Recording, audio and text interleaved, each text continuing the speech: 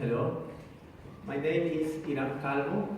I come from the National Polytechnic Institute of Mexico. I work at the Center for Computing Research, and today I will talk to you about multiple domain deception detection, and we will apply the same technique to author identification. So maybe the title might be misleading because it seems that we will do both things at the same time. But there are two separate things, but using the same framework. So, what is this about deceptive texts? Well, all this is not so recent, but it has been noted in the news. For example, The Economist in 2015 wrote an article about sham reviews.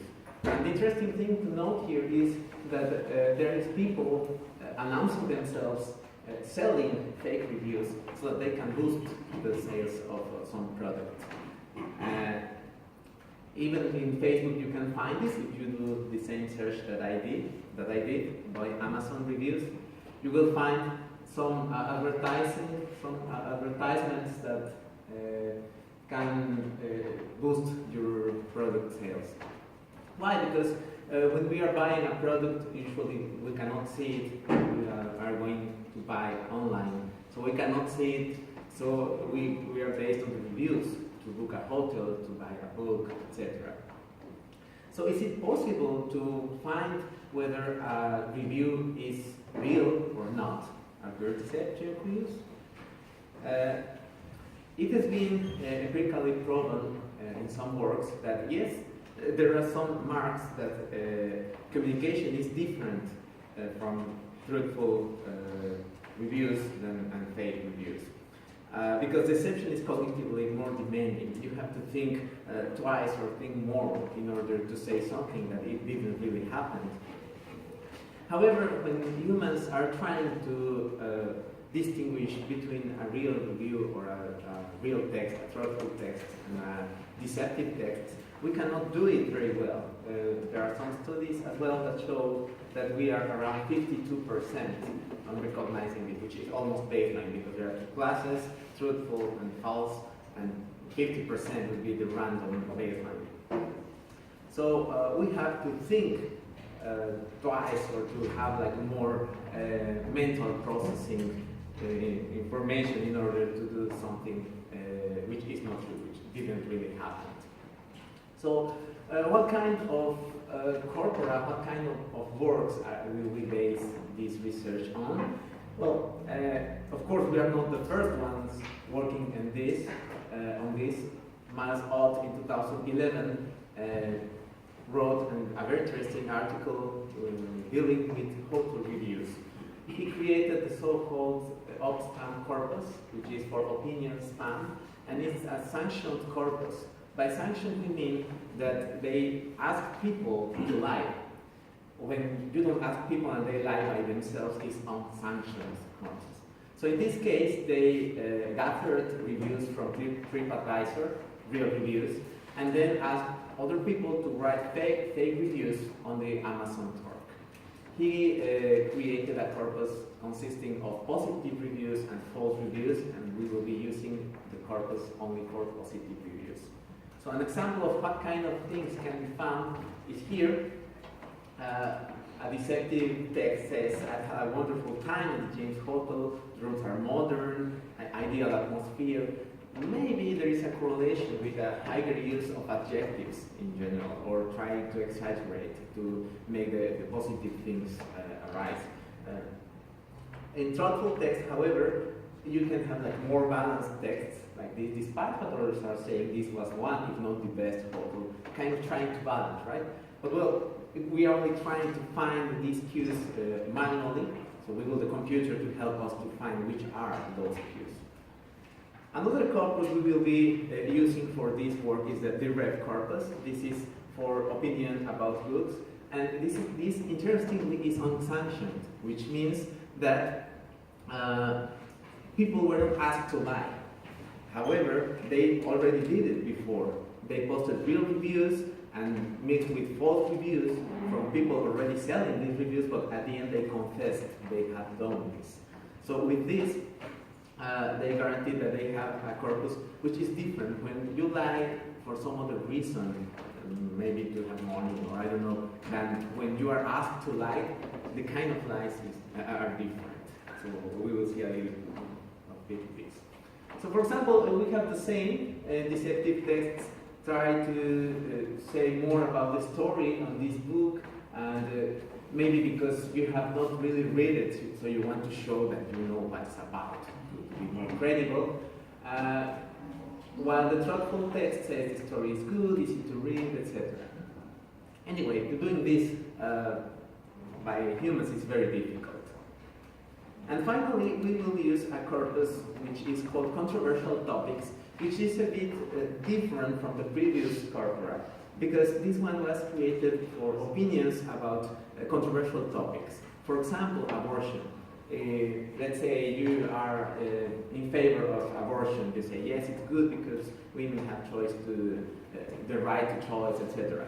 And then you have to write your same opinion, but the contrary. So you believe it is right, and then you have to write as if you believe it is not.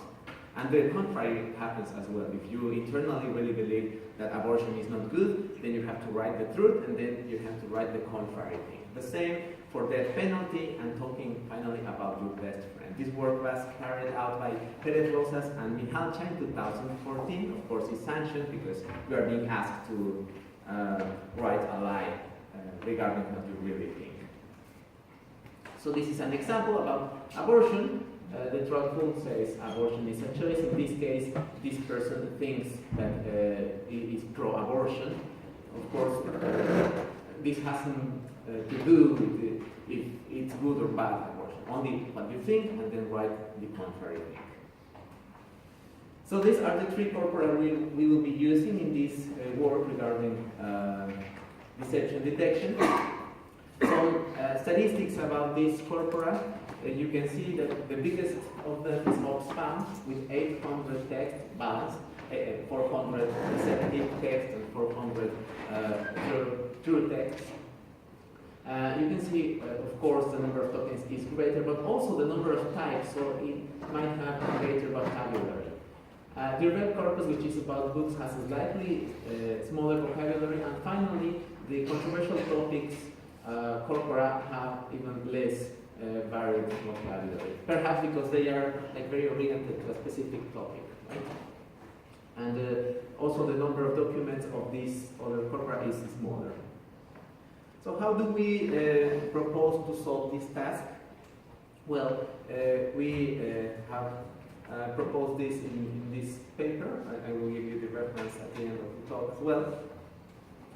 Our proposal is to use LEA. We have measured that 500 topics is the ideal number of topics for solving this task. And this will be part of the feature vector, which we will complement with LIUC. We will talk about LIUC next, it's a dictionary, and with a workspace model. Then we linearize this vector, it looks like this, and finally we do attribute selection. This is very important for the classifier to properly work.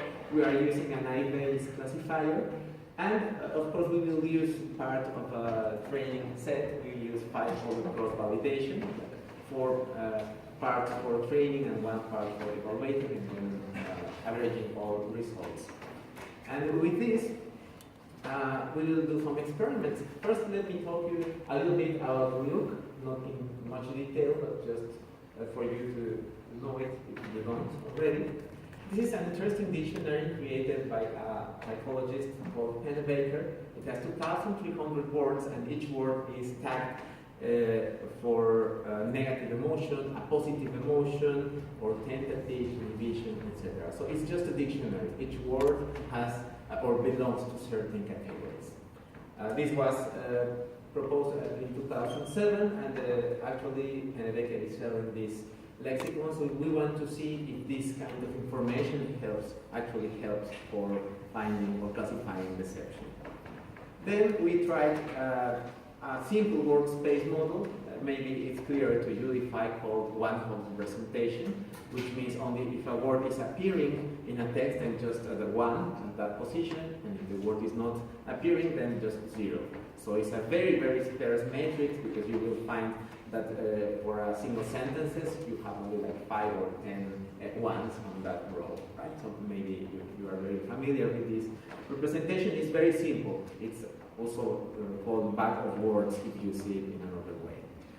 And finally, the one that we may say is more interesting is the use of LDA topics.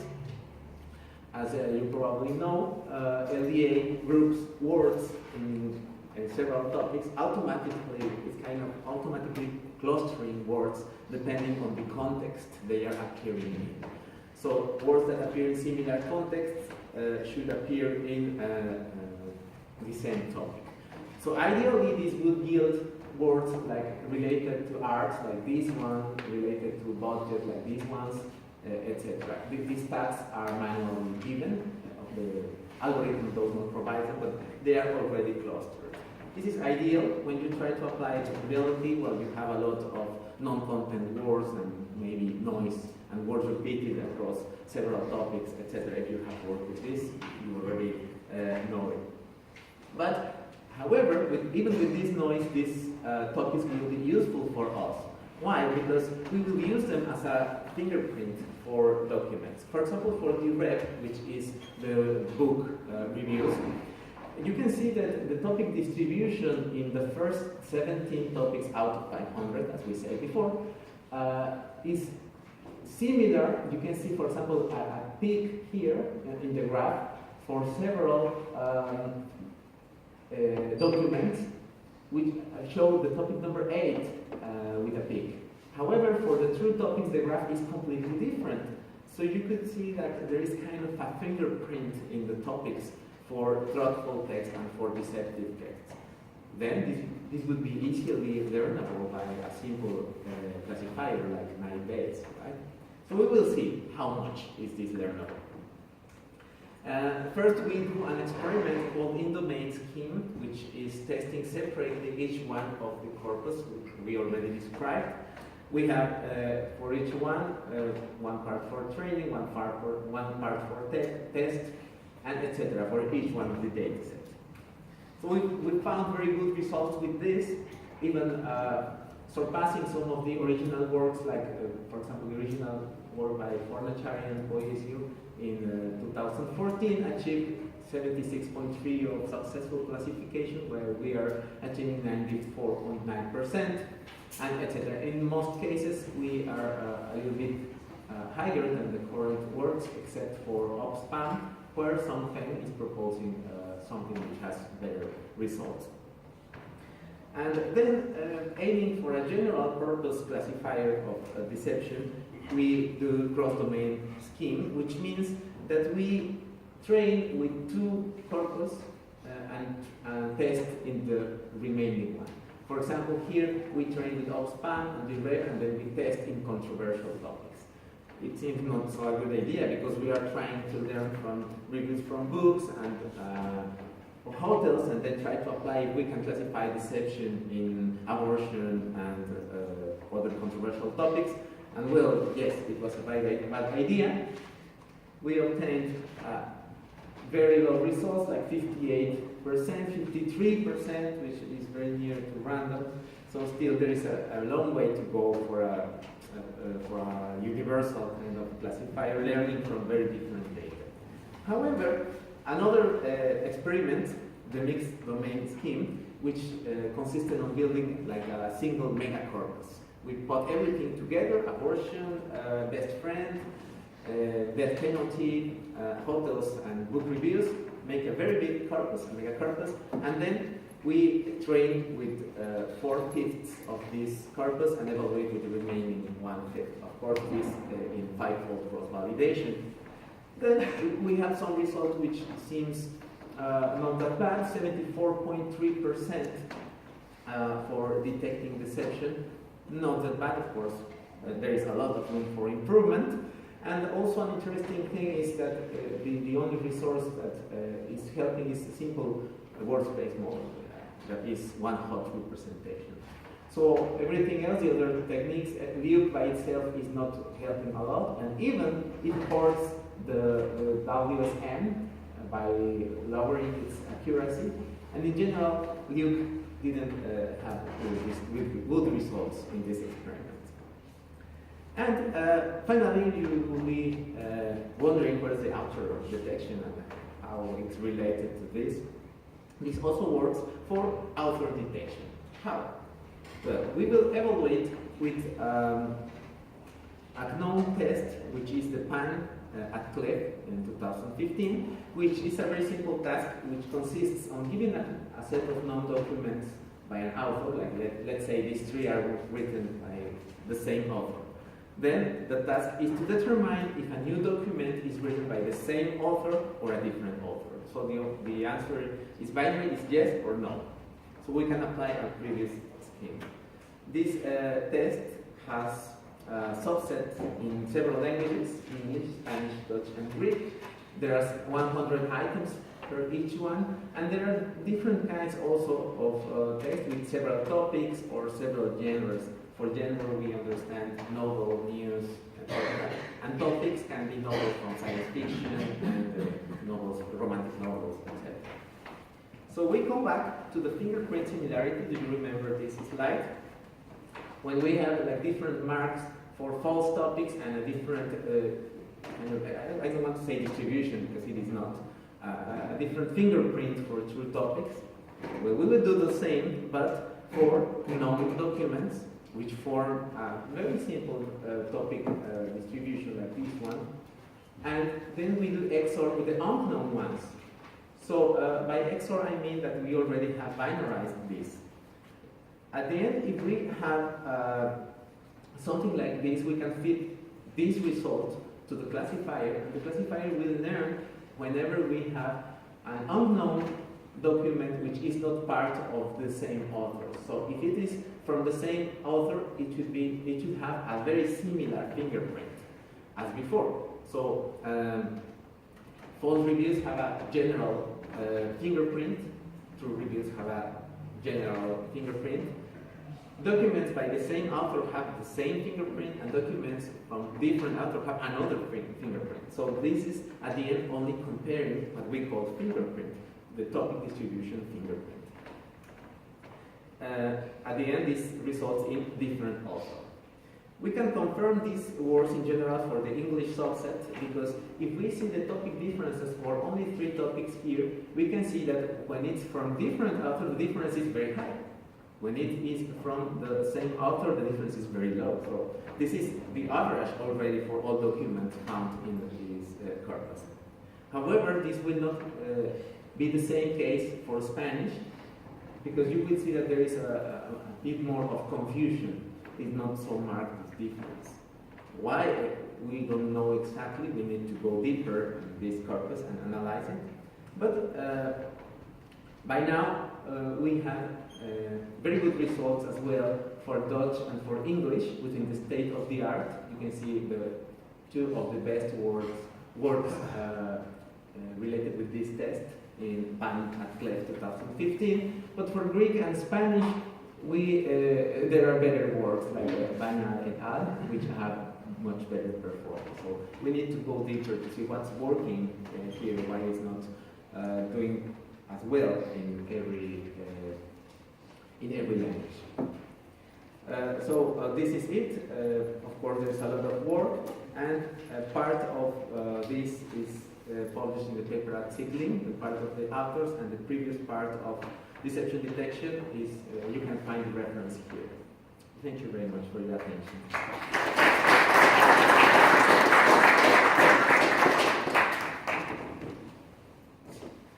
Very interesting work, but when you find that you have an effect of topics, yes.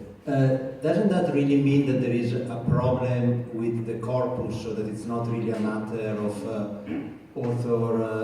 authorship attribution or lie detection, but it's really that there was not a control, so that say you have that like the truthful and the untruthful reviews were about different topics, and so you're really just recognizing topics and not the language of truthfulness.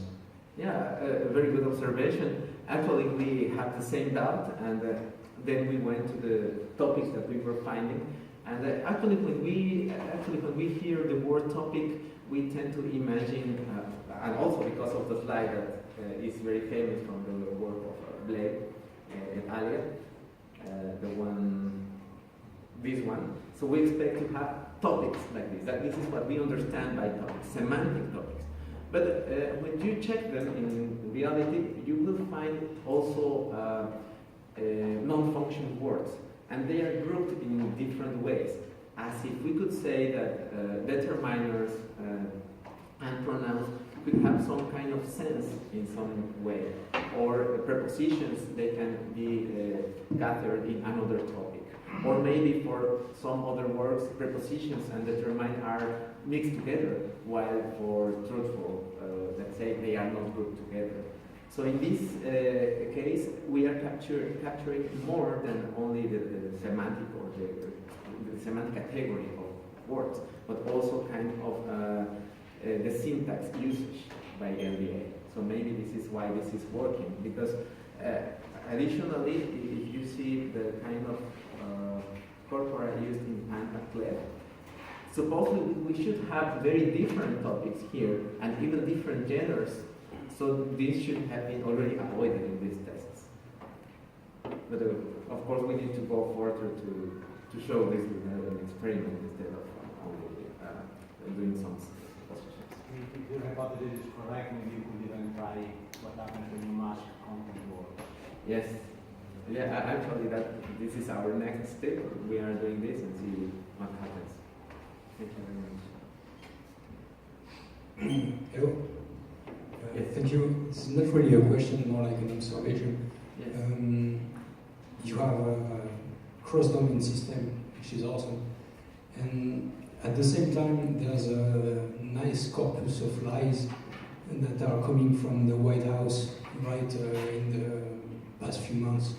So it would be of great interest to me if you could run your system on each statement, just so we can see if they're aware they're lying when they're doing so. Well, yes. Sorry, I cannot avoid the joke. If you use the feature of the source of who is publishing, then you can have only a binarization. And if the source is Trump, then it's all like that. Sorry for the joke. But yes, I think if you are sometimes like speaking with anger or trying kind of using this attacking language, you should be able also to distinguish it. However, here the problem is maybe it's deeper, because there are some facts, the famous fake news, that are another kind of lying, which is not only reflected in the way you are speaking, but the facts you are basing our observations. Anyway, we should see to which extent this can be done. Actually, it's a good idea, so maybe that can help us in that part.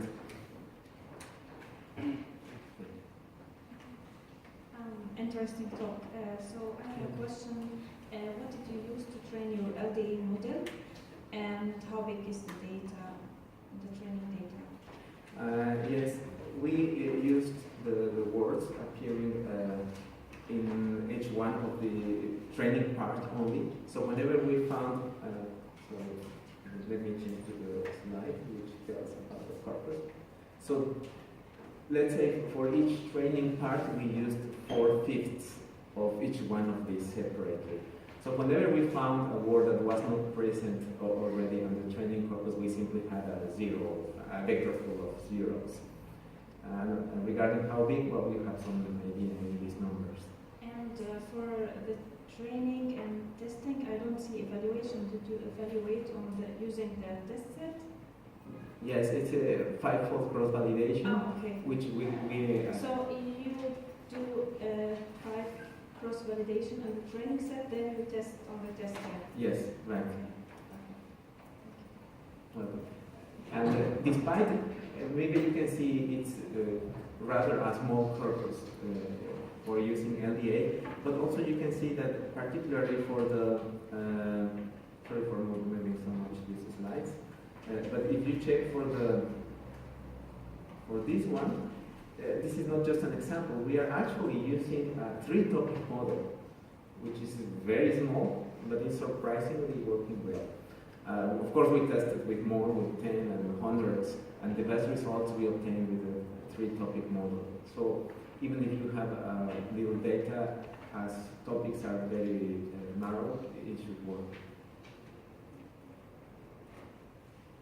Do you have a sense of what were the 3 topics? No, we haven't seen this for the author. For the author set. For the other ones, we have an idea of what kind of topics we have. This is interesting, by the way, because if you analyze what is making a truthful and a false topic, you can see that, for example, here for upspam, sorry, it's in Spanish, but engañoso means fake, and veraz means veritas, it's real, truthful. So here for upspam, my and I and all these other words are relevant for deceptive texts, while the same words I and my are being used for truthful text in abortion, in the topic of in the abortion corpus. So this is why creating a general deception detector is not so easy, because the same words are used in some corpus and are used for the other thing in another corpus. Thank you. Thank you very much.